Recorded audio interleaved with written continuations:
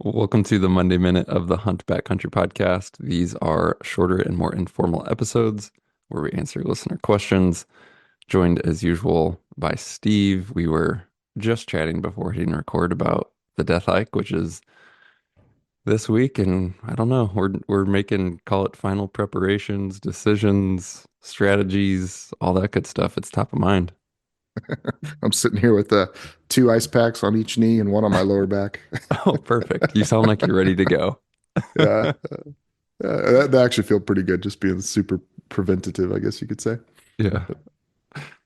Oh man. Yeah, it's gonna be good. We're taking off. We're flying Wednesday. Everyone's getting to the Grand Canyon and essentially gonna start super early Thursday morning, be hiking by like 4 a.m. So we will be back with some stories to tell, hopefully some victories we conquered. I know in my head I had this thought like in CrossFit workouts, which I've never actually done, but I'm familiar with them enough to know the concept. They have this idea of like a buy-in for some workouts, where it's like, hey, you have to do this, and then the real workout starts. In Mm, my head, doing the first rim to rim to rim is just a buy-in. Like it doesn't even mm. start until after that. And if that's all I do as a buy-in, I'm gonna be pretty ticked. So we'll see what happens. Yeah. Um, like I think I mentioned last time, I'm just super nervous about. I know I can knock out the first 50 and then what the next 50 looks like as far as can I get through it with being able to function like I'm okay with being super sore and pretty much worthless for a week, but I don't want to be 2, 3, 4 weeks of hobbling around, right? Where there's just too much crap to do. So we'll just see how much Voltaren can carry me through. Well, if you guys have questions, we'll leave a link in the show description. If you guys are unfamiliar with what the Death Hike is, or maybe some of the past ones, we'll leave a link in the episode description for this one where you can go check out some stuff. But if you have questions, specific stuff you want to hear about coming out of this year's Death Hike, let us know. Send an email to podcast@exomountaingear.com. We'll make sure that we include that as part of our recap. We should throw some podcast mics in and maybe record that because we got that time in Vegas on before we fly out. Oh, It'd be kind yeah. of fun when we got all the guys together. See if we can round up some. Yeah. Yeah, for sure. That's a good idea. Another quick thing before we dive into your listener questions is logo gear. Just wanted to share an update.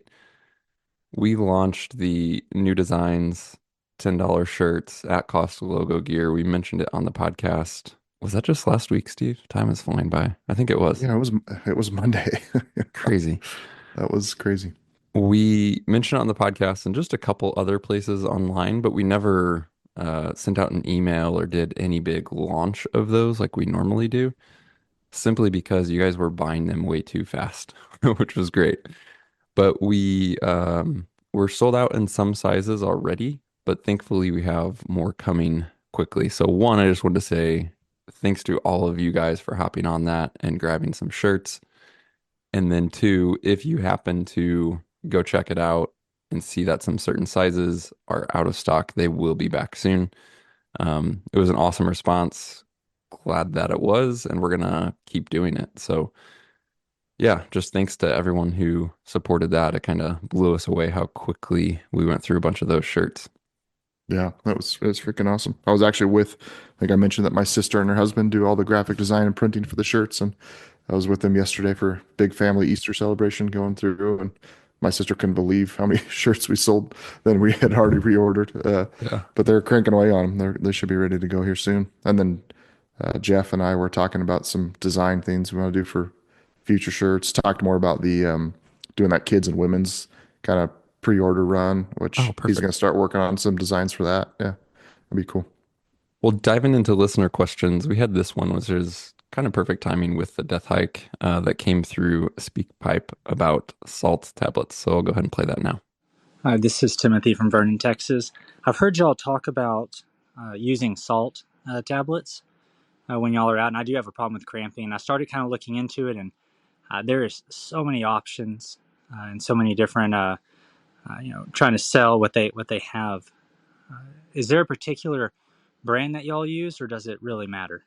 Thanks for your time and all you do. All right, so for salt tablets, um, I would say number one, it probably doesn't matter which one you use in terms of saying that there's any one particular to recommend. I will leave a link to the ones that I've used. In the past, it was primarily from Salt Stick. More recently, I've been using one from Relight. Um, in the end of the day, take brands aside and everything else, you're really just, I would say, look at ingredients, look at potency, don't look at brands. Um, what gets really confusing, Steve, is there's a lot of things thrown out there under this umbrella of electrolyte supplements, whether Mhm. it's things like salt tabs or it could be drink mixes, etc. You really have to look at just because they market it as an electrolyte supplement, what is it? So not only in terms of what electrolytes, is it just sodium? Are they mixing in other things, potassium? Are they mixing in magnesium? Are there other non-electrolyte ingredients? But really the potency, because someone could say that it's an electrolyte supplement and it could quite literally have 1/50th the amount of, say, sodium compared to another thing that is also an electrolyte supplement. So really, it's just looking at ingredients and potency, not any particular brand.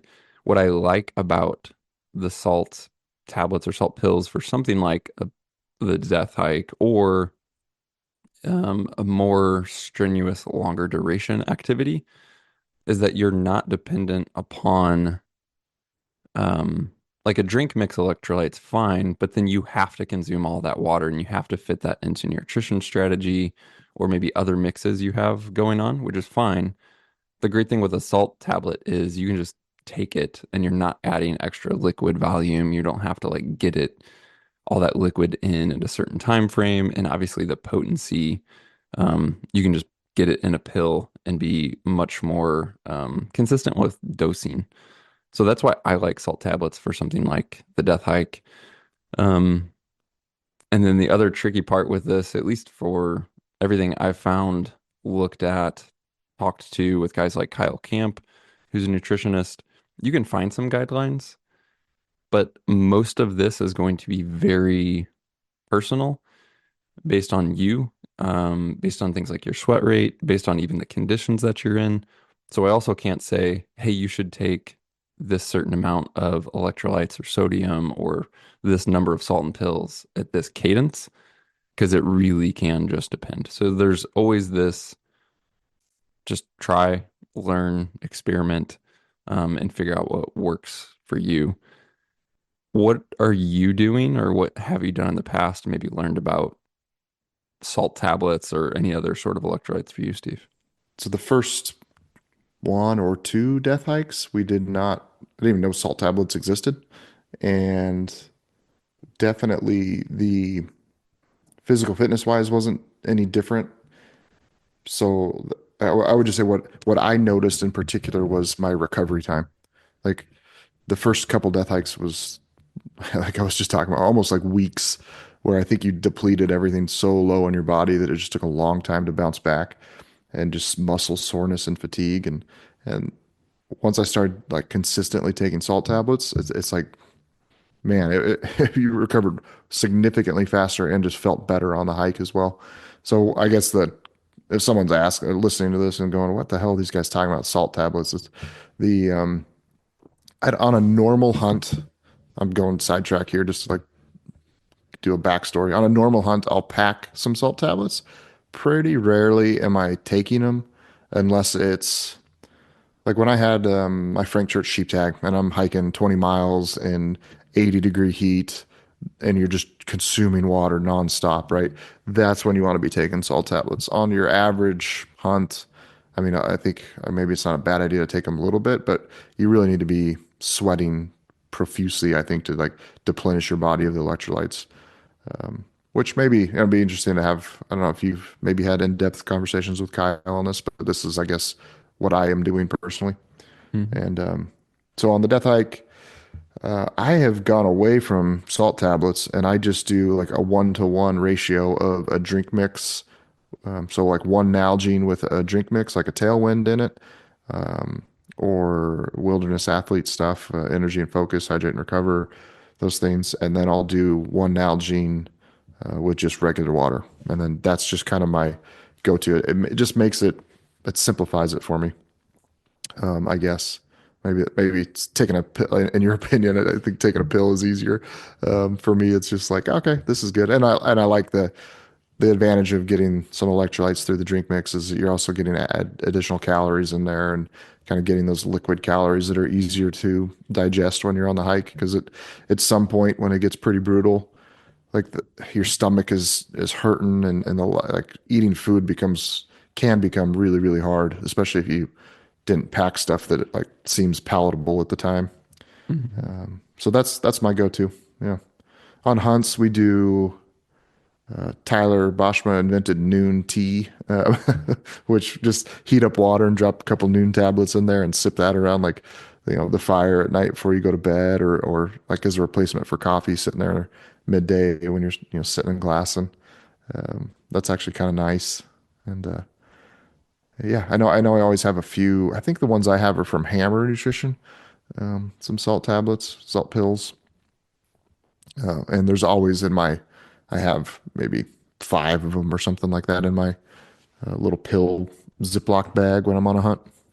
Yeah, it's definitely what you shared was perfect examples of you don't always need them by any means, but then there's those situations like that pack out, like some of the hot death hikes or Yeah, whatever, where you really have to ramp that up according to your sweat rate, the conditions. yeah, Yeah, that's yeah. a It's good like example. a October cold hunt where you're sweating and super profusely.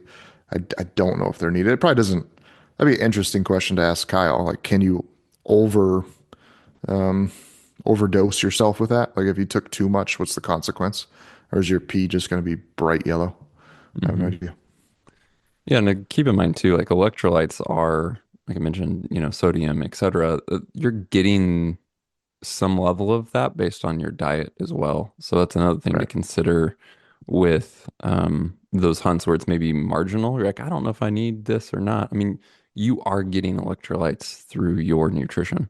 So I just don't want people to think in this box of, oh, the only way to get these quote unquote electrolytes is to take a supplement, because that's not at all the case, which is why most of the time you don't need to do it because you're getting those electrolytes through a natural source, or I don't want to say natural source, but through a source you're Yeah. already consuming without a supplement. So supplementation is, as the name implies, supplementing to your current intake. And then in this case, I think for more unique demands. Another timely question, Steve, as we are into spring bear season and your favorite aspect of that, which is ticks. Tyler wrote in and said, I had a question about base layers with bug repellent built into them. I've been looking between First Light Yuma versus Sitka Equinox. I want these layers for spring bear to help with the ticks. Do you have any experience with either piece, or if they actually help with ticks? Or would I be better off just to treat base layers with permethrin that I already have? It's a good question, Tyler. I don't have any experience with the First Light Yuma. I have worn some of the Sitka Equinox stuff. Um, when I did, I didn't have any tick issues, but I also can't say that's because I was wearing Sitka Equinox stuff. Essentially, those pieces, you're getting the same similar, but you're doing essentially the same thing as treating your clothes with permethrin. Now, it's not the same meaning they're going to be applied in the same way or have the same life or even have the same potency of these chemicals, but the idea, the overall principle is the same. So, do you need to go buy new First Light Sitka gear and spend hundreds of dollars to achieve some sort of benefit? No, not at all. Those pieces are going to have, from what I understand, a longer life than treating yourself, but obviously that's coming with a cost. And then this just came up recently. I was totally unaware of this, Steve, but we just released an episode with Andrew Skirka. And when we released that episode, he mentioned when I asked him about any changes in clothing, apparel, etc., from a very broad category, I was surprised to hear him say that this aspect of bug repellency was one of the things that he thought was kind of like most valuable updates to clothing in the last, call it 10 plus years.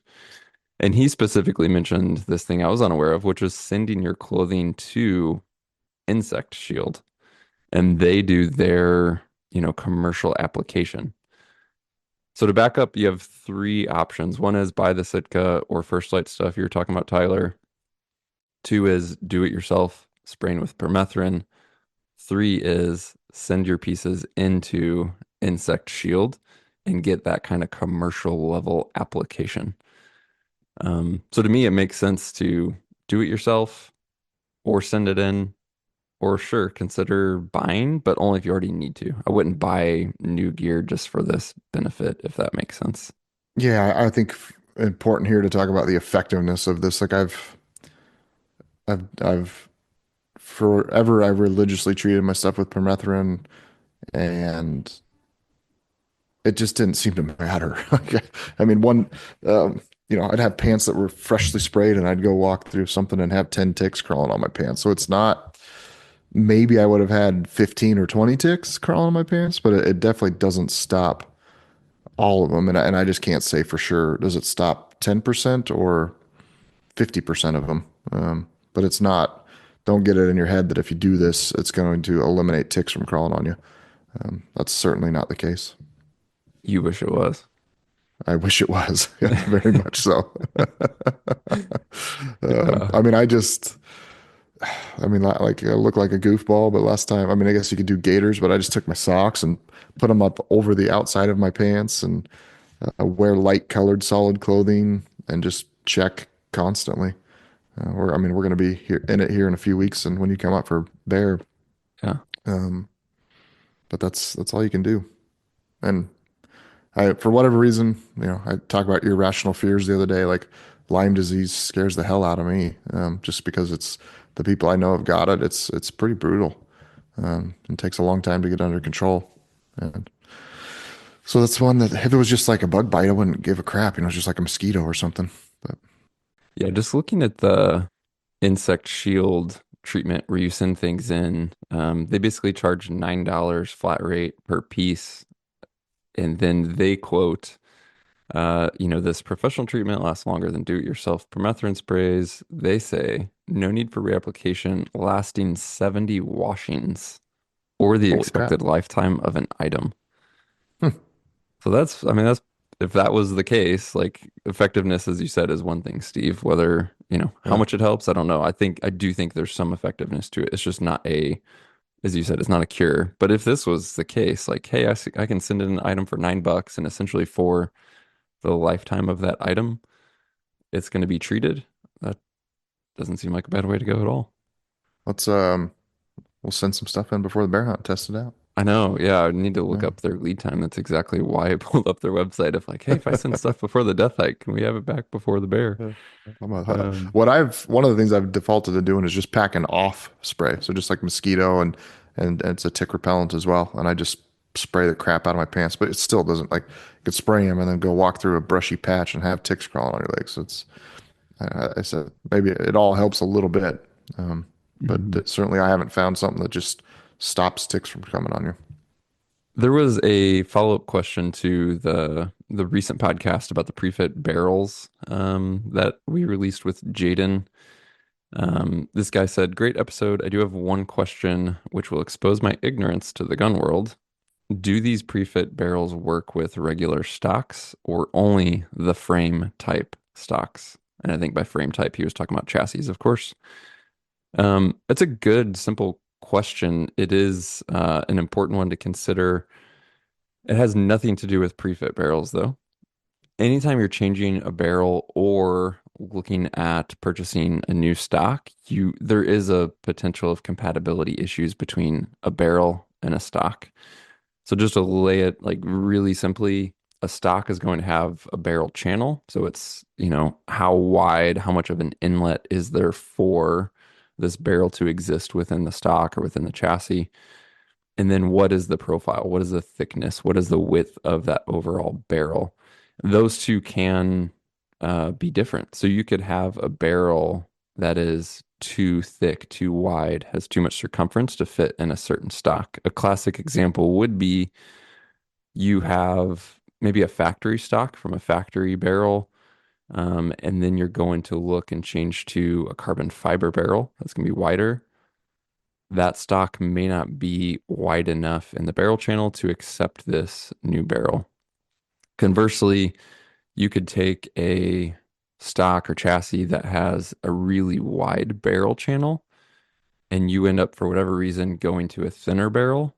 Now, you're not going to have issues. It's just an aesthetic issue where you have this thin barrel and a really wide channel, and there's a lot of margin on either side. It could introduce an opportunity for debris or other things to get between the barrel and the stock, which would be a no-go as well.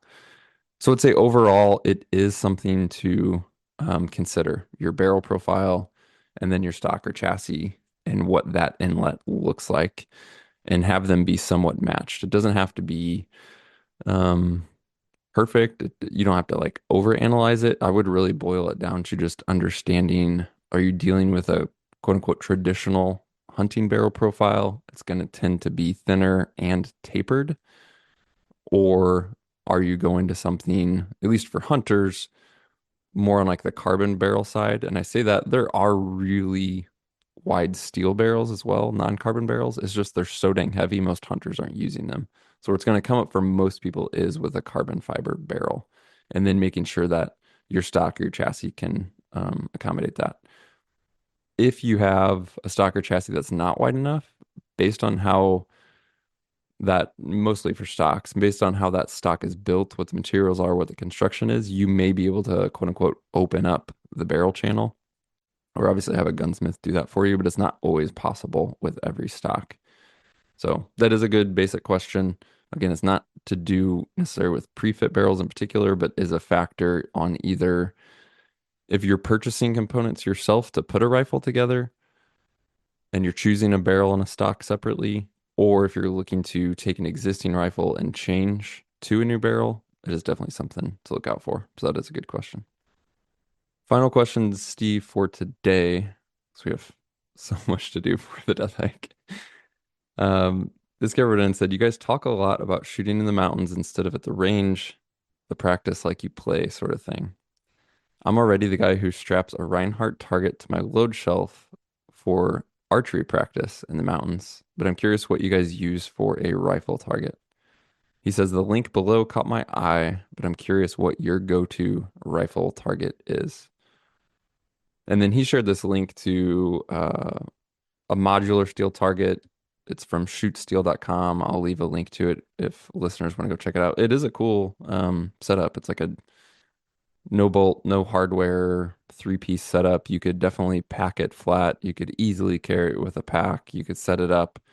Um, it's a cool looking setup. I would say though, for shooting practice in the mountains, there's a few things to keep in mind. One is, yes, what target you choose or how you're going to set it up, but also considering maybe in the context, you don't need a target at all. It's like you could be shooting at rocks, other natural landmarks. That's also further enhanced if you do a digiscoping setup so that you can not only shoot, but you could play back the shot and look at specific impacts.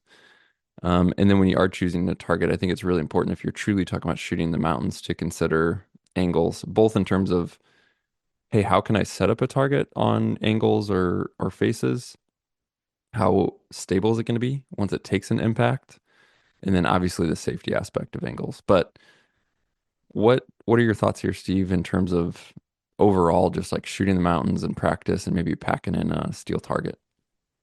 Um, Definitely have done both. Like when I'm out hunting and take a break to shoot, shoot a rock. Obviously, I'm not packing a steel out there.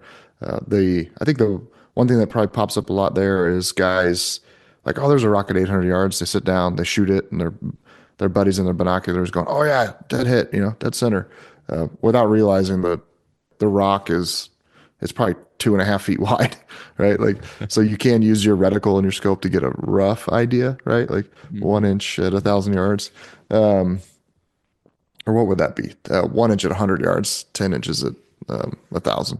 Yeah, remotely. So for if you have a second focal plane scope, obviously you need to be max zoom for your reticle to actually work. and then just try to gauge the size of what you're shooting at. And then in that scenario, I absolutely will put the spine scope on with the digiscoping setup, hit record, shoot, get out of the gun, go look, see, go frame by frame there in the camera in the playback and see exactly where that impact was. I like if I'm, you and I have done this before. You've come out here. We'll haul steel up in the mountains. It's a pain in the butt. It's you got to find a good place to do it and hike down in there and drop the steel off and hike back out. And but you get the obviously the sound feedback, the pating. So it's like, oh yeah, you hit it, good to go. You don't have to go back and rely on the footage to see exactly where you impacted. So both are awesome. I think shooting just shooting natural, the rocks and stuff that you can find out there are probably the easiest for sure. So yeah, Yeah, I was just thinking with if you guys are considering packing a target, including the one that Brad sent with this question, I think it's a super cool looking product. The way that it's built, just keep in mind if you're putting it on steep faces, the stand that it's using becomes less relevant and probably less stable. And you may not need a stand at all, is another thing to keep in mind with targets. I mean, you could be propping up a target by itself against a tree, against a rock, what have you. The other reason tend to like natural, call it targets or rocks, basically just reference points, right? To aim in the mountains is you quickly, and this could be a good thing, but when you take a target, take a steel target, for example, and you're wanting to set it up and then maybe come cross canyon or, create some distance and then also move from different positions, you quickly lose reference to that target. It can be hard to set it up in the right spot to anticipate what you think you're going to have visibility from a shooting position. And then, like, let's say you want to move to the left 75 yards. Well, now that target may be either harder to see or you've quartered it so much it's at a weird angle. Targets, like I said before, even when you set them up, especially if you're going to take the work to do like cross canyon stuff and hike it in, then it falls over. Like you can do it, but I would just say that truly for mountain practice, I tend to rely more on natural reference points. But as you said, Steve, that is greatly enhanced, in my opinion, almost required to have a digiscoping setup so that you can play those impacts back and actually understand what was happening and yeah. see what that true impact point was. I'll say without that, I think it's basically worthless. Yeah. Especially if you're by yourself. I mean, you might catch kind of dust coming off the rock and go, you hit it, but you're not. It's even on slow mo and the playback. It's hard to sometimes see exactly where the impact is. Hmm. So yeah, I think it's an absolute requirement, but it works well. I mean, you can go out there by yourself and do it, and it's great practice for Yeah. sure. Another that I don't know when this hit me, but I overlooked it for a while and then I can't remember when this was. We were shooting one time and this is like such an obvious tip, but I overlooked it for a little bit, so I think other people might. When you're shooting, say rocks, or you could hit dirt. Anytime there's impact, dust, or debris, pay attention to what that's doing because that's actually telling you what the wind is doing. Mm. So if you hit a rock and there's any sort of splash or dust from that rock face, which way is it drifting? How quickly is it drifting? Or it could be similar. Like I said, you could hit dirt, dust, whatever. But especially in these longer shots, these cross canyon shots, obviously it's only telling you what it's doing at the target, not between you and the target. But it just hit me when we were shooting one day, and I was like, oh yeah, clearly the way that this dust is blowing is referencing the wind, right? And so I've become I just pay more attention to that than I did initially because you just like you're focused on the shot and then you're looking at the impact. And I think it just overlooked what that dust or debris signature was doing. And now it's something I pay close attention to. Like not only seeing, okay, where was that shot? How did it hit? But also what is that wind signature doing in relation to how I called the wind? It's a really helpful metric to see what's actually happening at its target. All right, guys. Well, that is a wrap for today. We will be back on Wednesday with a full length episode. We'll be back next week with some stories to share we'll be able to talk. I don't know if we'll be able to hike or walk or move, but we will be back from the Grand Canyon and our death hike. As always, if you have any questions, whether it's for this future Monday Minute or you have a guest or topic suggestion for a full-length episode, it'd be great to hear from you. Just send an email to podcast@exomountaingear.com. And if you haven't yet, be sure to hit subscribe or follow in your podcast app so that you receive future episodes automatically. And we'll talk to you soon.